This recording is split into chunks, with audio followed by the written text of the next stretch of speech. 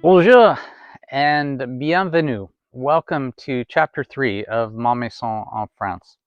My name is Gene Sandbloom. I lived in LA my whole life. It just hit the 7-year anniversary of buying the house here in France. It's a 200-year-old house, and I've been doing things to make it my own for the last 7 years. Today, we're going to do some cool stuff. We had a huge thunder and lightning storm last night, so we got some damage control to do. We're going to take a ride into the local town of Montcuq. It's an ancient town, and it's even got its own dungeon. But we're going for the Sunday market. But first, as I said last week, one of the necessary things you got to do here in France if you're going to set up roots is open a bank account. And I'll make it as painless as possible, but let's start off and let's go over what it takes to open a bank account in France. Well, I can't think of anything more exciting to talk about than bank accounts. But I found when I got to France, probably the most intimidating thing I had to do right off the bat was open one. So, first, let's assume that you're going to be keeping your finances in your home country. So you'll keep your bank account, you'll keep your credit cards, at least most of them, so that France will become a secondary account for you. That way you can continue paying your US credit card bills remotely from here. I do it all the time. It's not a problem. Uh, it's a place that if you're still earning income in the US, Social Security, a pension, a paycheck, they still have a place to send it easily without having to convert it to euros, which really could be a mess. And then when you need the money, you just send it to yourself over here in France. If you reside in France more than one day over 6 months, then you will have to pay taxes here in France. At this point in time, I always make sure I do have a long stay visa, so I can stay 6 months at a time, but I very careful not to go over that mark because my employment future is still a little bit fluid, and I don't want to have to end up paying taxes in France and in California and in the United States. So I'm just trying to keep my life as simple as I possibly can. So you'll need to maintain your bank accounts in your home state, and you're going to need to keep your some form of home address. So the top banks in France are BNP Paribas, Société Générale, or just SG, Crédit Agricole, Banque Populaire. I see branches for these banks absolutely everywhere. HSBC is the largest bank in Europe, not the largest bank in France, although they do have hundreds of branches in France. They just don't happen to have one in Cahors, which is my local town. So I am not using HSBC. HSBC does have a tendency to have more English speakers in their branches if you're living in a big enough town that warrants it. You also want to have a bank that has ATMs all over the place so that you're not constantly hunting for a place to get your money out. These are physical bank branches. There is a new tendency towards online banking here in France, and a lot of foreigners have gone to opening online accounts, which are called non-residence accounts. Super easy to open. The thing is, as a new resident in France, I wanted to set down roots, and I wanted a regular bank account for paying the plumber, paying the electrician, paying my taxes, paying my insurance bill. I wanted to establish that I was here in France. And that's why I wanted to go into a bank branch and I wanted to set up an account. So a good place when trying to find a bank branch to start might be your real estate agent. Your real estate agent, as a foreigner, sold you a home. She obviously deals with other foreigners, or he deals with other foreigners, and so they might be aware of a bank that has an English speaker or is used to dealing with foreigners, and that might just be a little bit of a head start. You're going to want to visit the bank branch either the day before or early in the morning and set up a rendezvous. They really like appointments here in France. They don't want you to just walk in and immediately start doing a process that's going to take an hour and a half to 2 hours. Also, when you go in to make a rendezvous, you can kind of get a vibe for what the bank is all about. If they're like, oh, here we are, we're going to have to deal with a foreigner, nobody here speaks English, you're going to get a vibe on that immediately. And you might want to use that as a lesson to say, hey, this is not where I want to start this process, and this is not where I want to keep my account. The ability to deal with foreigners changes by bank, by branch, and even by agent. So just because you go to one bank and they're not the friendliest people in the world, you can go to one just on the other side of town and they might be the nicest people in the world. So just don't write off an entire bank just because they don't initially vibe with you on that first visit. So when I first got here, my French wasn't great. It's not a whole lot better now, but it was very shaky back then. My daughter and I went into the bank branch with my broken French and the agent's broken English, and the fact that I had read online exactly the documents they were looking for. Everything was printed out before I got there. So that way, when they asked for pay stubs or bank statements or whatever it was, everything was right there, and there wasn't like this deer in the headlights look of, oh my God, what is she asking for? So here are the things that you need to open an account. First, your passport. Second, your proof of address in France. And they typically say a utility bill, which kind of is going to send you in circles, because when I went to SAUR, SAUR, which is the water company, and I went to EDF, which was the electric company, and I said I want to start service here at the house, the first thing they asked for was my local bank account, and I didn't have one. So the bank is telling you to bring a utility bill, but the utility company will tell you they won't open your account until you have a bank account. So just know that's going to happen, and it's just a physical impossibility. So here's what I did. Uh, when you buy a house, you get a thing called an attestation. And that is essentially the deed to your house. It's 1 or 2 pages, shows exactly where you live. It has the address on it, it has your name on it, and that is what I used to prove my address here in France. If you are renting, hopefully you have some form of lease that also has the address and your name on it, and you can use that instead. They're going to want a proof of employment or proof of income. I simply brought the pay stub from my employer in the United States, and there was no problem with that. She wasn't necessary for me to have a job here in France. They just wanted to make sure that you had some form of income. Likewise, if you are retired and you have a pension or you have Social Security payments, just bring that documentation as well. They also request bank statements. They don't say how many bank statements. I brought a year's worth. It was overkill. I handed it to the agent. She took it off, Xeroxed everything, brought it back, and we just moved through that. Before I went, I stopped at an ATM using my American ATM card. I withdrew 500 euros in cash, and so that was the money that I used to open the account with.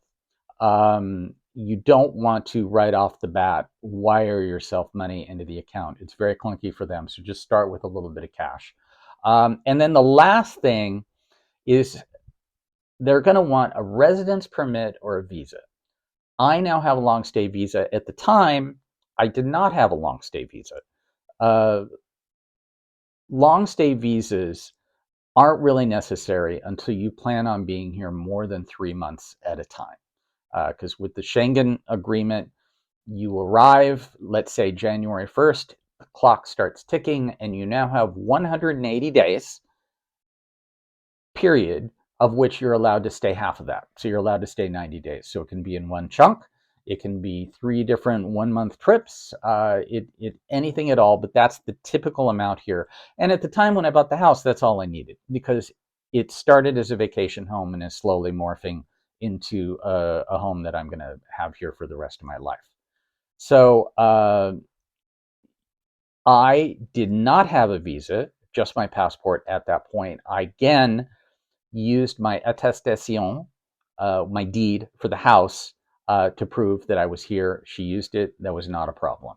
Again, that might differ by different banks. So I wanted to quickly go over the French term no. So no here is not the same as no in the United States. When you ask someone a question, if they don't know the answer, they will usually say no. They don't, if they don't understand the question, if they're not sure of an answer, they might also say no. So, what you don't want to do is get frustrated. Just sit back, perhaps rephrase the question and see if there is movement. And if not, then what you're unfortunately going to have to do is you're going to have to say thank you, leave, and go to a different bank. Uh, when it came to getting auto insurance here, it was murder because everybody just kept saying no. And I eventually got around it by going to probably 6 different auto insurance companies and I got it worked out. But in essentially, I was beginning to think that I'm never going to be able to own any transportation here. And that's not true at all. It's just understanding the definition of no. So when you open your account, they're going to give you what is called a relève d'identité bancaire. And this is simply a page with your name on it, and it's going to have your IB, your bank code, your branch code, your account number, and your IB number. You're going to want to make a bunch of copies of this because when you go to open your utility accounts, if you want to get a French cell phone, if you want to get Wi-Fi installed in your house, everybody is going to ask for this paper. And you just, the more copies you have, the easier it's going to be. Um, you will use this paper to send money to yourself. So I have my bank account in the US with a major bank, and you just go to transfers or wires. You put in all the code information that they gave you here, and it's really easy to send money to yourself. You very rarely takes more than a few days. One thing you're going to note that's really annoying is that when you send money over here, even in euros. So they give you the option when you send it here, you want to send it in dollars equivalent or euros. I always just say euros. And yet when it arrives here, my local bank usually dings me about 17 euros for the convenience of sending myself money, which really is annoying. Um, so when you pay people in France, your plumber, your electrician, your gardener, the pool guy, whatever it is, you're going to get a same sheet from them that's going to have the IBN number, and you're going to transfer it from your French account. One note, don't transfer it from your US account because every time you do that, they're going to get dinged 17 euros and they're not going to be happy about it. Your US Visa MasterCard works here absolutely fine. Uh, you really don't need to apply for a French credit card. If you were employed here and you really want to establish credit, that's totally understandable and you can do it. But you need to understand that France is not a credit card based society. I pulled up some numbers, and 84% of American adults um, have and use a credit card. Only 40% of French adults use a credit card. They are very much into using that CB card or debit card here, and you'll see almost everybody in the supermarket using those cards. And occasionally they still write checks, which is just crazy as far as I'm concerned. But you know what? They're maybe that's why the quality of life in France is so good because they don't have to worry about that horrible credit card bill coming every month. So that's it. That's everything you need to know about opening a bank account in France. If I glazed over anything, if there's something that you want me to dig a little bit deeper in, please leave a comment below, and I'll try and answer it.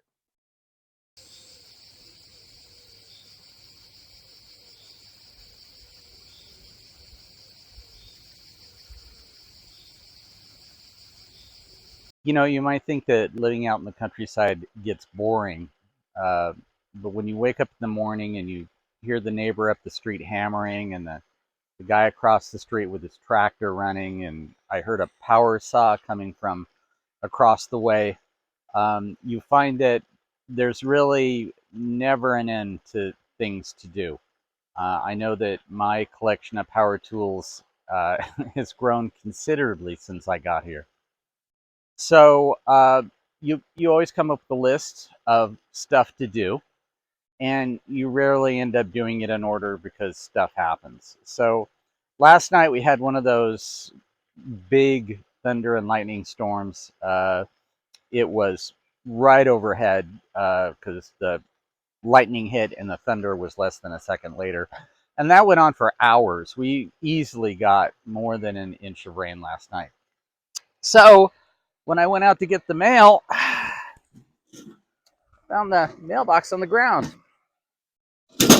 So this project was way down the list, but just like I got rid of the red walls and the yellow walls and the wood on the patio, I want to grind all this down, paint it that same cream color of the stone that is on the rest of the house, and maybe even pop some of the weird beam blue on the top here, and then mount the mailbox on one of these walls. But I don't want to mount the mailbox until I've done all the work for the wall behind it. So project new.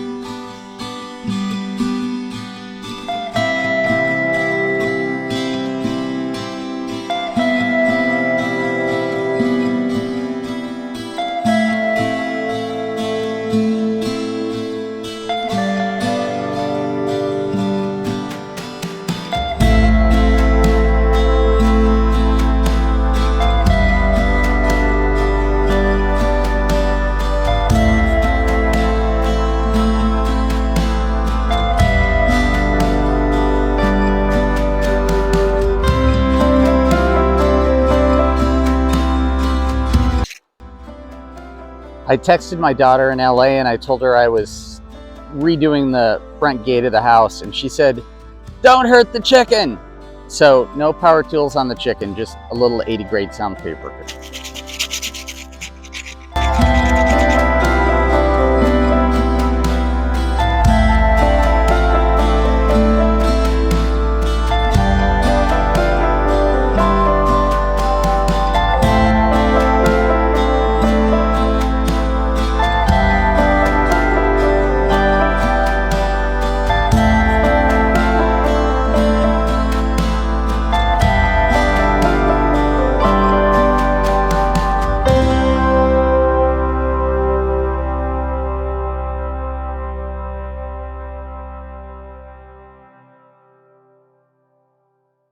So all done.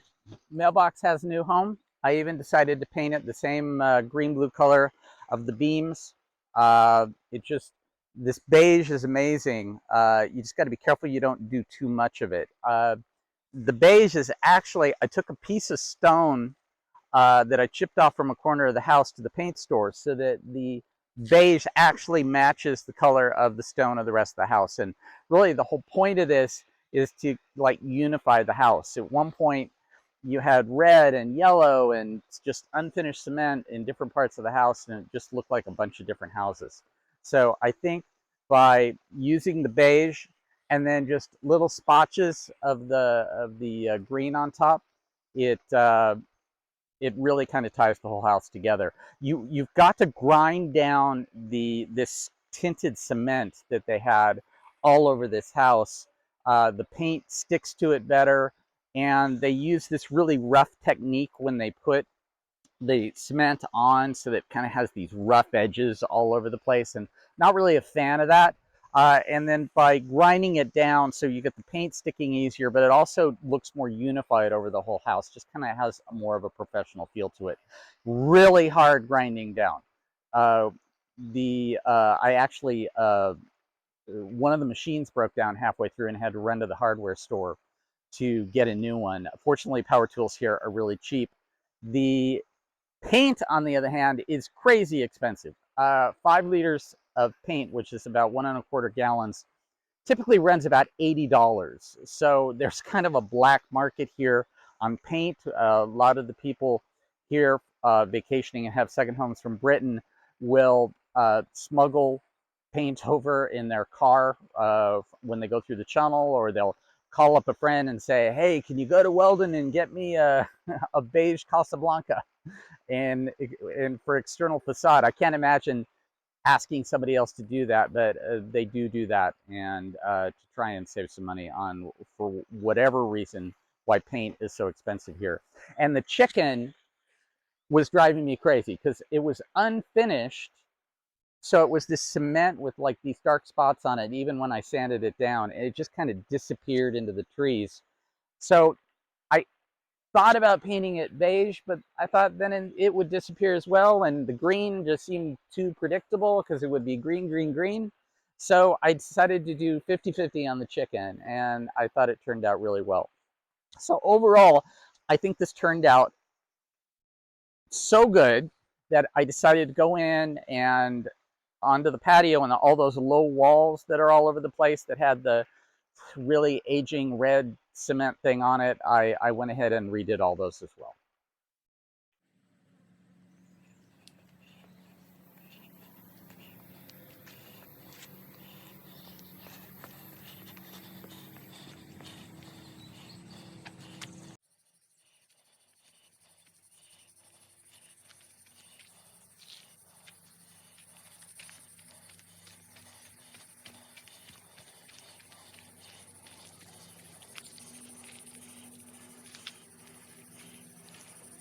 So when your entire knowledge of home improvement comes from YouTube videos, sometimes you come across stuff that just doesn't get posted. So when I was getting rid of all the wood on the patio that was like stuck into the wall, there were all of these plastic anchors that were just all over the wall. There were over 100 of them, and it was taking me like half an hour to remove one of these, and it would have just taken months. And so I tried pliers and screwdrivers and knives and everything that I could to try and get this thing out of here.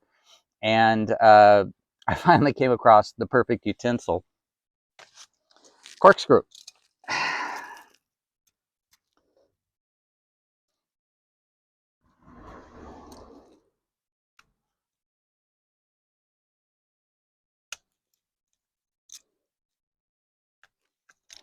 A lot better than half an hour.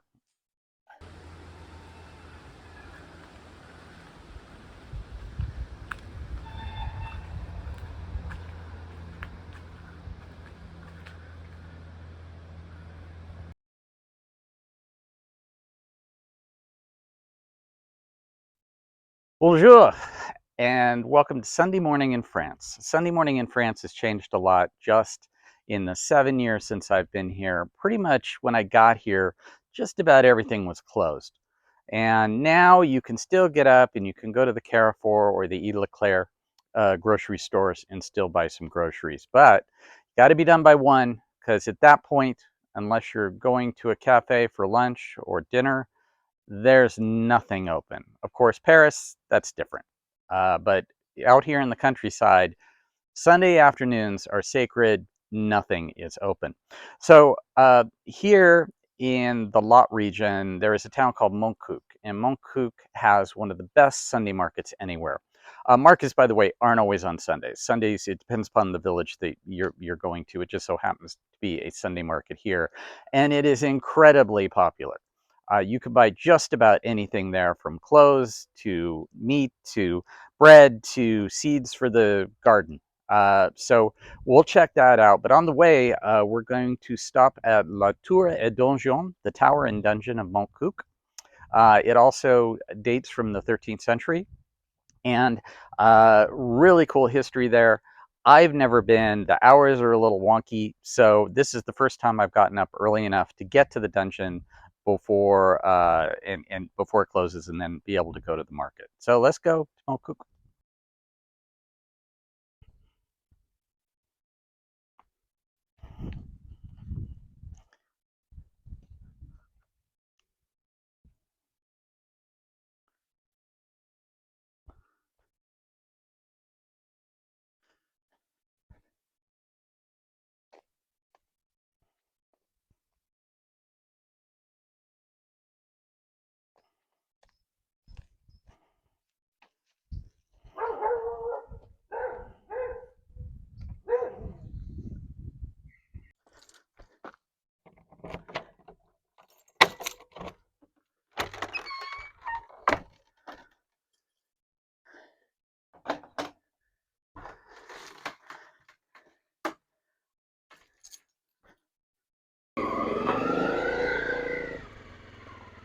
So when I bought my house here in France, I knew I was going to need some form of transportation. It wasn't really urgent at first because rent-a-cars here were super cheap.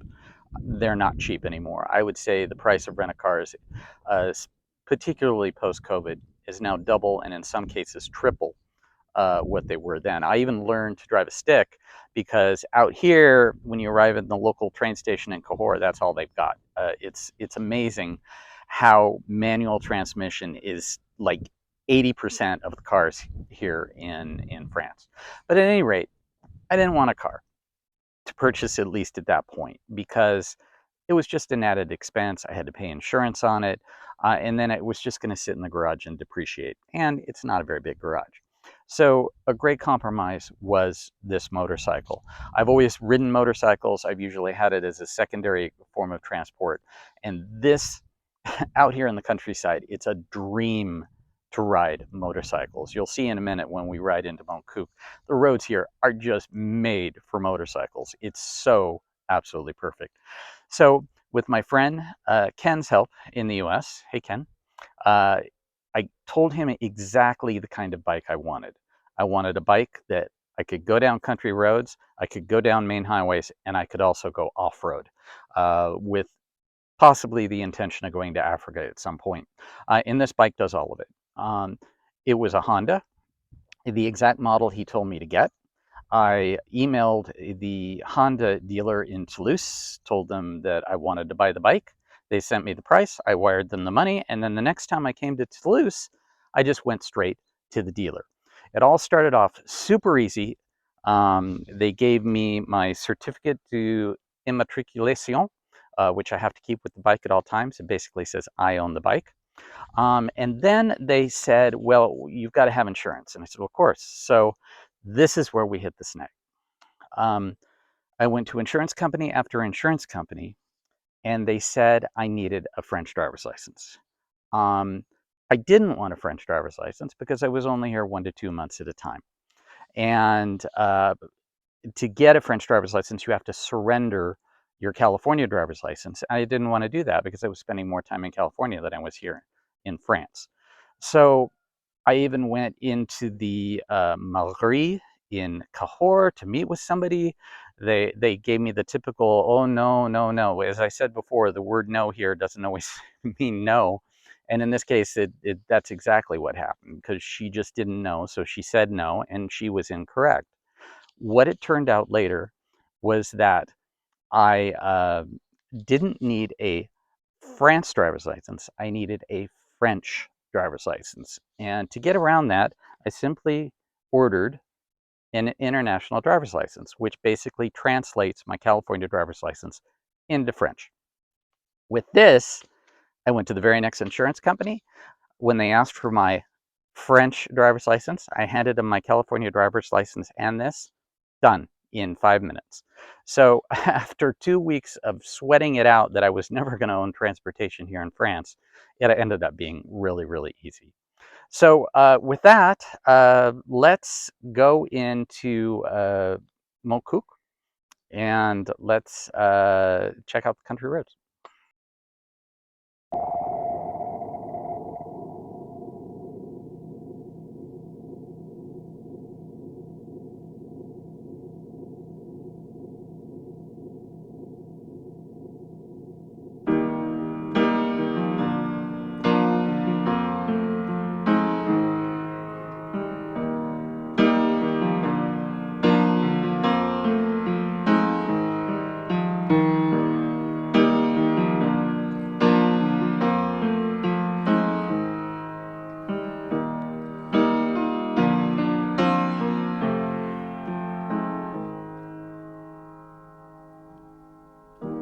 Come on, oh my star is fading, and I swerve out of control.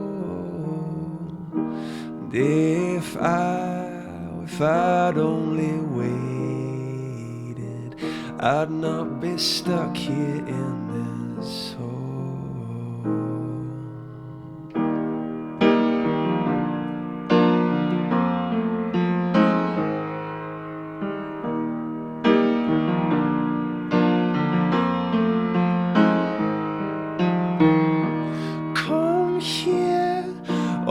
star is fading, and I swerve out of control.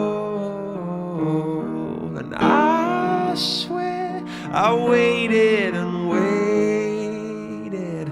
I've got to get out of this hole. But time is on your side. It's on your side now. Not pushing you down and all around. It's no cause for concern.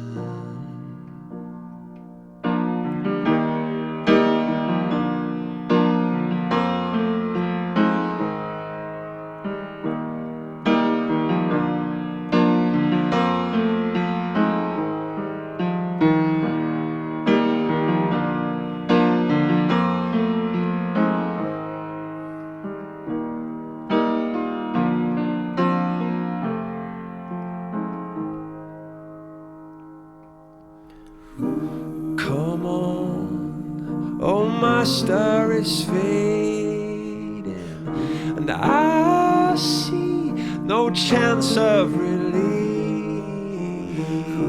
And I know I'm dead on the surface, but I am screaming underneath. And time is on your side.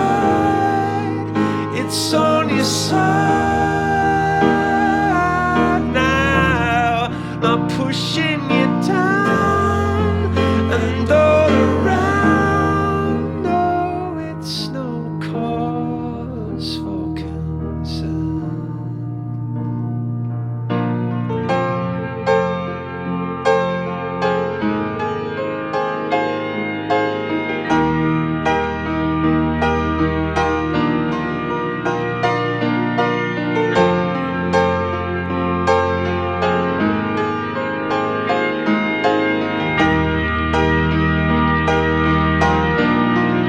Stuck on the end of this ball chain, but I'm on my way back down again. Stood on a bridge, tied to a noose, stick to the stomach. You can say what you mean, but it won't change a thing. I'm sick of the secrets. Stood on the edge, tied to the noose. But you came along and you cut me loose.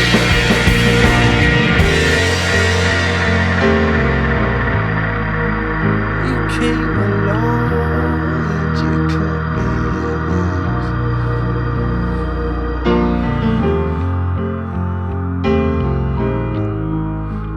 You came along and you cut me loose.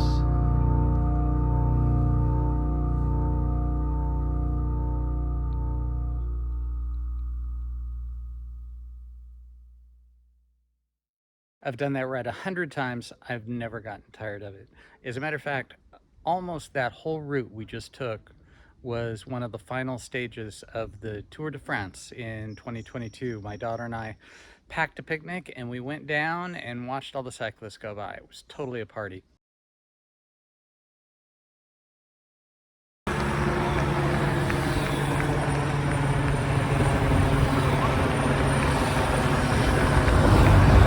So let's walk up and see Le Tour et Donjon de Montcuq.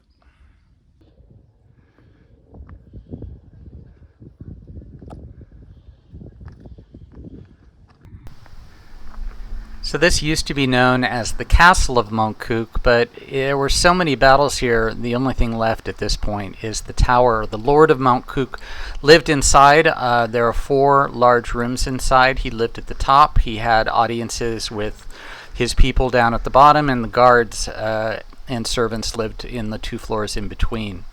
The spiral staircase inside is really interesting. Most medieval towers were positioned in such a way so that the right hand would be free when you're coming down, so that the guards at the top coming down the stairs could more easily protect the area from the people marauding coming up the staircases. These are the 4 areas inside. This is on the top floor where the Lord would have lived. I have to say, going up these spiral staircases, they're very dark, the steps are very thin and very steep.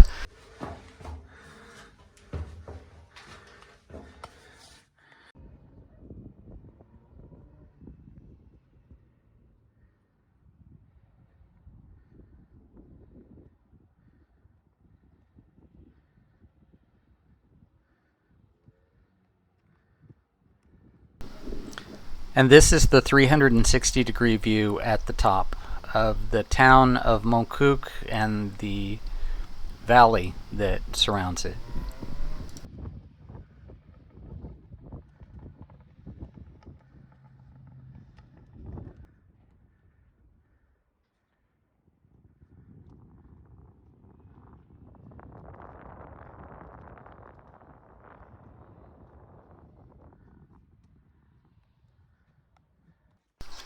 And with that, let's take the short walk down the little alleyways to the town of Montcuq.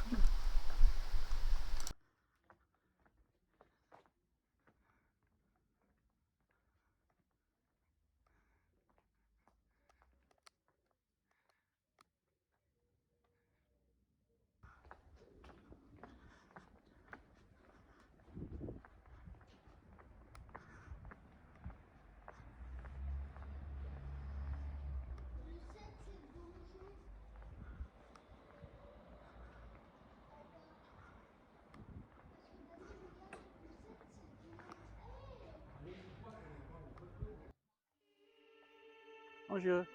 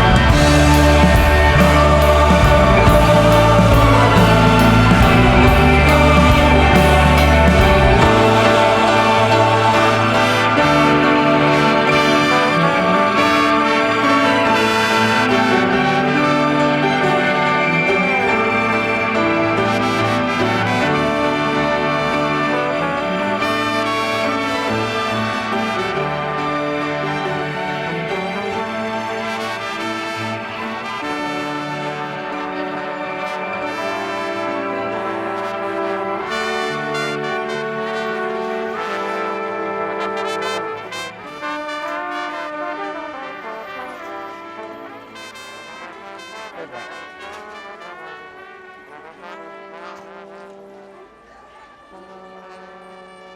Awesome.